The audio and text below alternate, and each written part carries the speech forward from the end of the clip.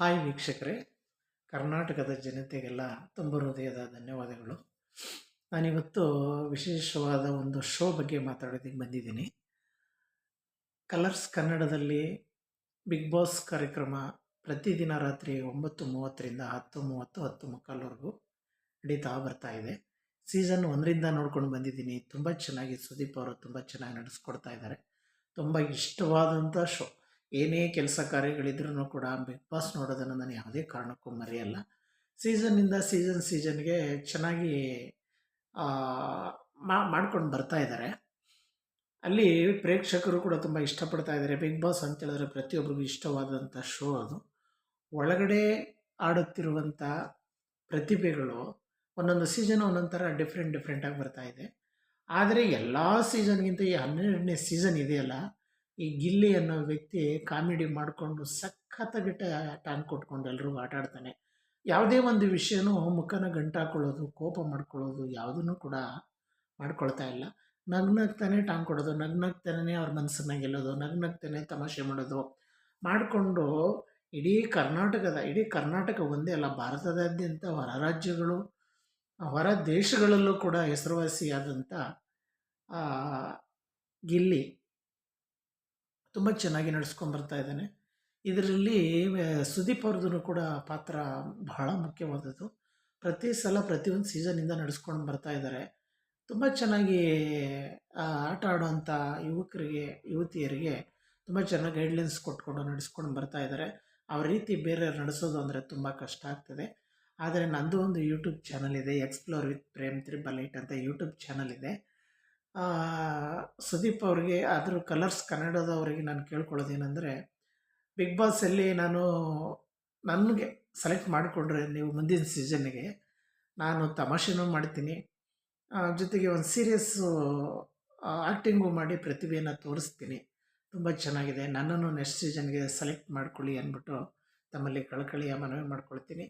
ನನಗೆ ಮನಸ್ಸಿನಲ್ಲಿ ತುಂಬ ಇದೆ, ತಮಾಷೆ ಮಾಡಬೇಕು, ಜೋಕ್ ಮಾಡಬೇಕು, ಚೆನ್ನಾಗಿ ಆಟ ಆಡಬೇಕು ಅನ್ನೋದು ತುಂಬ ಆಸೆ ಇದೆ. ಆದರೆ ಯಾವುದೂ ಕೂಡ ಇದುವರೆಗೆ ಈಡೇರಲಿಲ್ಲ.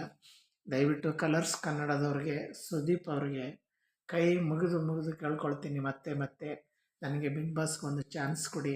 ನಾನು ನನ್ನ ಒಳಗಡೆ ಇರೋ ಪ್ರತಿಭೆಯನ್ನು, ನನ್ನ ಪರ್ಸ್ನಲ್ ಆಗಿರಲಿ, ಪ್ರತಿಭೆಯನ್ನಾಗಿರಲಿ, ಇದನ್ನು ನಾನು ತುಂಬ ಹೇಳ್ಕೋಬೇಕು ಅಂದ್ಬಿಟ್ಟು ತುಂಬ ಆಸೆ ಇದೆ. ದಯವಿಟ್ಟು ಇಡೀ ರಾಜ್ಯದ ಜನಕ್ಕೆ ನನ್ನ ಇದನ್ನು ತೋರಿಸ್ಬೇಕು ಅನ್ನೋದು ತುಂಬ ಇದೆ. ಯಾವುದೇ ಒಂದು ವೇದಿಕೆ ಸಿಕ್ಕಿಲ್ಲ, ಒಂದು ಜೋಕ್ ಮಾಡೋದಕ್ಕಾಗಲಿ, ಒಂದು ತಮಾಷೆ ಏನೇ ಮಾಡಬೇಕಾದ್ರೂ ಕೂಡ ಒಂದು ವೇದಿಕೆ ಸಿಕ್ಕಿಲ್ಲ. ದಯವಿಟ್ಟು ಕೈ ಮುಗಿದು ಕೇಳ್ಕೊಳ್ತೀನಿ, ಬಿಗ್ ಬಾಸ್ ಸೀಸನ್ ಕನ್ನಡ 13ನೇ ಇದಕ್ಕೆ ನನ್ನನ್ನು ದಯವಿಟ್ಟು ಆಯ್ಕೆ ಮಾಡ್ಕೊಳ್ಳಿ. ಎಕ್ಸ್ಪ್ಲೋರ್ ವಿತ್ ಪ್ರೇಮ್ ಅಂತ ನಂದು ಯೂಟ್ಯೂಬ್ ಚಾನಲ್ಲು. ಆಲ್ರೆಡಿ 85,000 ಜನ ಮೇಲೆ ವ್ಯೂಸ್ ನೋಡ್ತಿದ್ದಾರೆ. ಎಲ್ಲ ತುಂಬ ಆಲ್ರೆಡಿ 1,00,000 ಹತ್ತಿರ ಬರ್ತಾ ಇದೆ. ತುಂಬ ಚೆನ್ನಾಗಿ ಎಂಟರ್ಟೈನ್ಮೆಂಟ್ ಕೊಡ್ತೀನಿ. ನನಗೆ ದಯವಿಟ್ಟು ಬಿಗ್ ಬಾಸ್ಗೆ ಒಂದು ಚಾನ್ಸ್ ಕೊಡಬೇಕು ಅಂದ್ಬಿಟ್ಟು ಸುದೀಪ್ ಅವ್ರ ಹತ್ರ ಹಾಗೂ ಕಲರ್ಸ್ ಕನ್ನಡ ಅವ್ರದ್ದು ಹತ್ರ ಕರ್ನಾಟಕದ ಜನತೆಯ ಪರವಾಗಿ ನಾನು ಇದನ್ನು ಕೇಳ್ಕೊಳ್ತೀನಿ. ದಯವಿಟ್ಟು ಇದರಲ್ಲಿ ನನಗೆ ಆಸರೆಯನ್ನು ಕೊಡಬೇಕು ಅಂದ್ಬಿಟ್ಟು ಕೈ ಮುಗಿದು ಕೇಳ್ಕೊಳ್ತೀನಿ. ಬಿಗ್ ಬಾಸ್ ಅಂತ ಹೇಳಿದ್ರೆ ನಂಬರ್ 1, ಆದ್ರೂ ಕೂಡ ಈ 12ನೇ ಸೀಸನ್ಗೆ ನಂಬರ್ 1 ಕಲರ್ಸ್ ಕನ್ನಡ ಆಗಿದೆ. ತುಂಬ ಇಷ್ಟ ಆಯಿತು. ಈ ಥರ ಚಾನಲಲ್ಲಿ ಒಂದು ಸಲ ಮಾಡಬೇಕು ಅಂತ ಆಸೆ. ನಾನು ಮುಂಚೆ ಎಲ್ಲ ವಜ್ರೇಶ್ವರಿ, ಕಂಬೆನ್ಸ, ಅಲ್ಲಿ ಇಲ್ಲಿ ಗಾಂಧಿನಗರ ಎಲ್ಲ ತಿರುಗಿ ಸಾಕಾಗಿ ಯಾವುದಾದ್ರು ಒಂದು ಸೈಡ್ ಆಕ್ಟ್ರೆಸ್ ಸಿಕ್ಕಿದ್ರೆ ಸಾಕು ಅಂತ ಭಾಳ ವರ್ಷದಿಂದ ಟ್ರೈ ಮಾಡಿದ್ದೀನಿ. ಆದರೆ ಎಲ್ಲೋದ್ರೂ ಅವರಿಲ್ಲ ರೀ, ಇವರಿಲ್ಲ ರೀ ಅಂತ ಕಳಿಸ್ತಾರೆ, ಮತ್ತೆ ಹೋಗೋಕ್ಕೆ ಆಗಲ್ಲ. ಈ ಥರ ಎಲ್ಲ ಆಗಿ ಒಂದೇ ಕಡೆ ಅಂತ ಅಲ್ಲ, ಗಾಂಧಿನಗರ ಸಿಕ್ಕಾಪಟ್ಟೆ ಕಡೆ ಸುತ್ತಿದ್ದೀನಿ.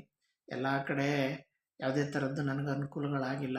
ದಯವಿಟ್ಟು ಕಲರ್ಸ್ ಕನ್ನಡ ಬಿಗ್ ಬಾಸ್ ನಡೆಸ್ಕೊಡುವಂಥ ಸುದೀಪ್ ಸರ್ಗೆ ದಯವಿಟ್ಟು ಕೇಳ್ಕೊಳ್ತೀನಿ, ನನಗೊಂದು ಚಾನ್ಸನ್ನು ಮಾಡಿಕೊಡ್ಬೇಕು ಅಂದ್ಬಿಟ್ಟು ತುಂಬ ಹೃದಯದಿಂದ ಕೇಳ್ಕೊಳ್ತೀನಿ. ನನ್ನ ಹೆಸರು HS ಪ್ರೇಮ್ ಕುಮಾರ್ ರಾವ್ ಅಂದ್ಬಿಟ್ಟು. ದಯವಿಟ್ಟು ಈ ಮನವಿಯನ್ನು ನೋಡಿದಂಥ ಹೆಚ್ಚಿಗೆ ಜನ ಶೇರ್ ಮಾಡಿ, ಸುದೀಪ್ ಅವ್ರಿಗೆ, ಕಲರ್ಸ್ ಕನ್ನಡ ಅವ್ರಿಗೆ ಮುಟ್ಟೋವರೆಗೂ ಕೂಡ ದಯವಿಟ್ಟು ಶೇರ್ ಮಾಡಿ.